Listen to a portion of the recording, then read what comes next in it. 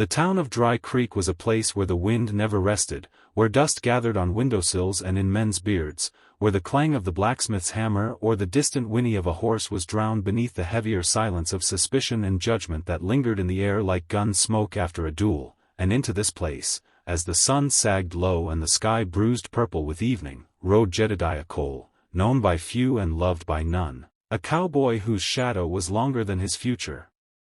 A man of solitude with a past he seldom spoke of, scars hidden beneath the folds of his weather-beaten coat and the brim of a hat pulled low over eyes that had seen too much. He had been drifting from campfire to campfire, job to job, one day mending fences, another day driving cattle, another night gambling away the few coins he had earned in a saloon whose piano keys rattled like broken teeth, and he had never thought Dry Creek would be different, but as he rode down its main street, his horse's hooves tapping against the planks like the ticking of a clock counting down to something inevitable, he heard the gathering, the voices, the crowd's cruel cheer, and he followed the sound like a moth dragged by instinct to a flame, and there he saw it.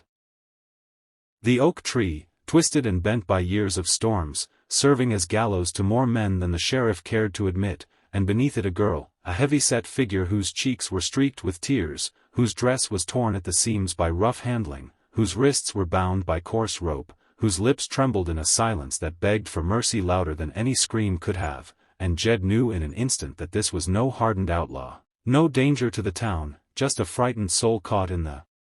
cruel machine of frontier justice where mercy was as rare as rain, and Sheriff Harmon stood nearby, sweating through his shirt, hand resting heavy on the grip of his revolver, puffing himself up as if law was measured in inches of swagger, while the townsfolk muttered ugly things, calling her hog, thief, burden, witch, sinner, none of which mattered to Jed, for his eyes told him what his heart had already decided. She did not deserve to die, not this way, not at all, and yet in Dry Creek justice was often nothing more than vengeance dressed in Sunday clothes, and the girl's crime, stealing bread, snatching a chicken, they said, was enough to satisfy their thirst for blood. So when Jed dismounted, his boots sinking into the dust, his spurs jingling like a warning bell, the crowd turned, their eyes narrowing, their whispers swelling, because strangers in such moments were not welcomed, and when Jed's voice broke the tension with that simple question, "What's this?"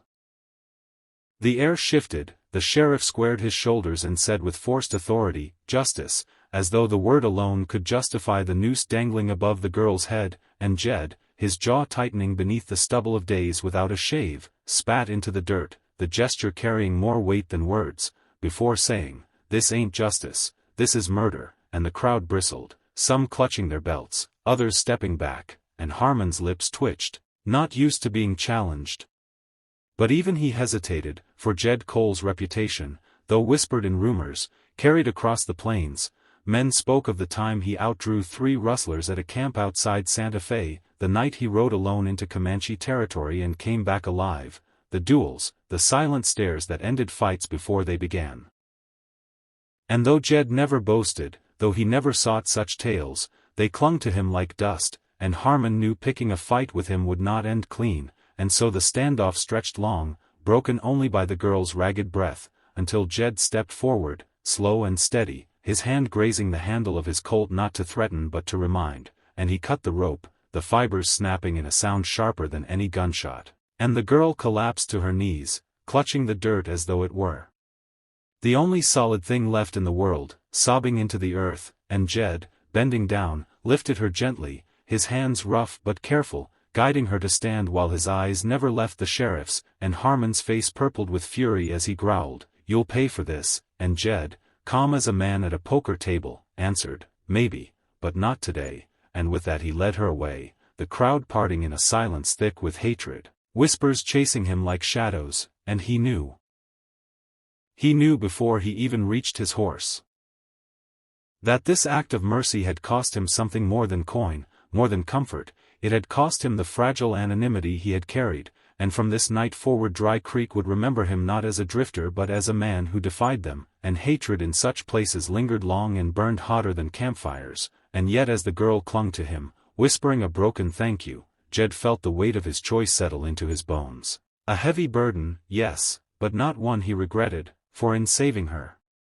In standing between her and the rope, he had reclaimed a piece of himself long buried, the part that still believed in something beyond survival, the part that remembered a sister long gone, a family lost, a world where love and decency still mattered, and so he mounted his horse, pulling her up behind him, her trembling hands clutching his coat, and together they rode out into the gathering dark, leaving behind the murmurs, the glares, the promises of vengeance that would not be forgotten.